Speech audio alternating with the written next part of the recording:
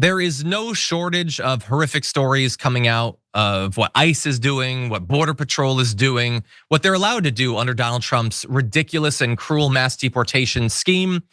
But are these actually breaking through to the American people? Are they learning? Are they turned off fundamentally by the horrors that we're seeing that we're trying so much to focus on here in TDR? Well, there is actually a new poll that implies that maybe people don't want to see this stuff happen. In particular, they don't want to see people disappeared to Salvador and prisons for terrorists. And so here's a YouGov poll. It says deporting immigrants without criminal convictions to El Salvador to be imprisoned without letting them challenge the deportation in court. So maybe they still go, but could you at least like have a little bit of a due process, a little bit of a procedure? Only 15% of respondents said they strongly support. 11% said that they somewhat support. That's a total of 26% who support the move by the Trump administration to at least some degree. 46% strongly oppose and 15% somewhat oppose, meaning 26 to 61 support for just taking these people, no due process, get them the hell out of here. Okay, that is wildly unpopular. Now, when you break it down by party ID, you're not gonna be surprised to find out that Republicans are more in support of this, but maybe not as much as you might think.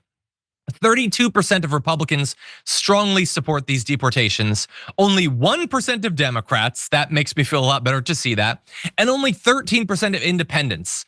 Okay, so 2 out of 3 Republicans, some of them might still support it a little bit, but they are not sold by this because they can on some level see how deeply inhumane it is.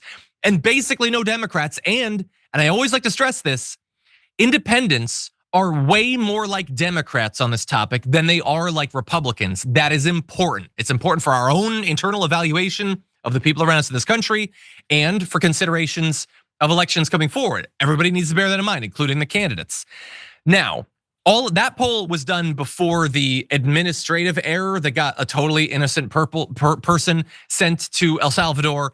And now the Republicans are just saying they're not gonna do literally anything to get him back. They know that they messed up. They're not. So we should assume these numbers will probably continue to trend in the right direction as people see more horrible instances of this.